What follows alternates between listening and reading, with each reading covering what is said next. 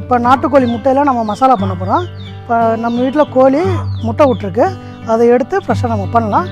வாங்க நம்ம முட்டையை எடுத்துக்கோ.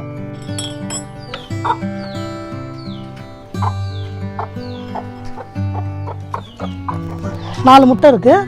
இப்போ நம்ம முட்டையை எடுத்துக்கலாம்.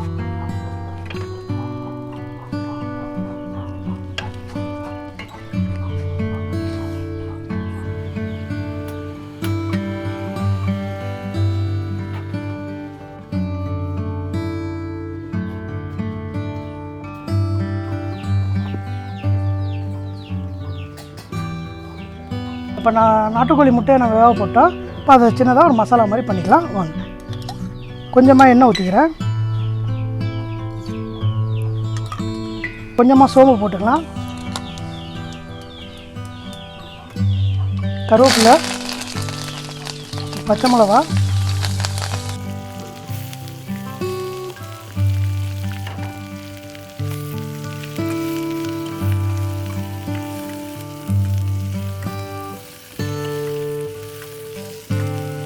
லைட்டாக வேகணும். கொஞ்சமாக தக்காளி போட்டுக்கலாம்.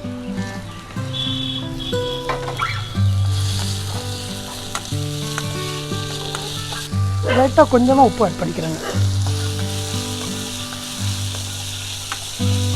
கொஞ்சமாக மஞ்சள் தூள் போட்டுக்கலாம். நம்ம பச்சை மிளகா போட்டிருக்கிறதுனால ஒன்றும் மிளகா அந்தளவுக்கு தேவையில்லை. இருந்தாலும் கொஞ்சமாக கலருக்காக லைட்டாக மல்லிப்பொடி இதில் இருக்குது.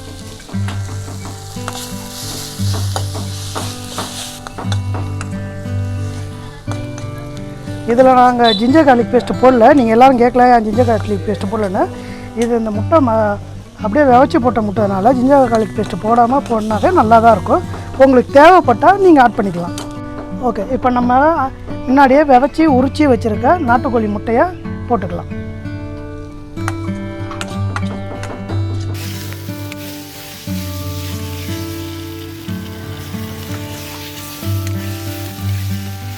ஒரு 5 நிமிஷம் ஸ்லோ ஃபயரில் வச்சு இந்த மசாலாலாம் நல்லா கிண்டுங்க. அந்த மசாலாவோட ஃப்ளேவரை அந்த முட்டைக்குள்ளே போகும், நல்லா போயிடும். ஏன்னா நம்ம முட்டையை லைட்டாக கீறி விட்ருக்கோம், அங்கங்கே கீறி விட்ருக்கோம். இப்போ எல்லாம் முடிஞ்சதுக்கப்புறம் மிளகுத்தூள் இடித்து வச்சுருந்த மிளகுத்தூளை தூவி மல்லித்தலையை கட் பண்ணி போட்டு நம்ம இறக்கிடலாம்.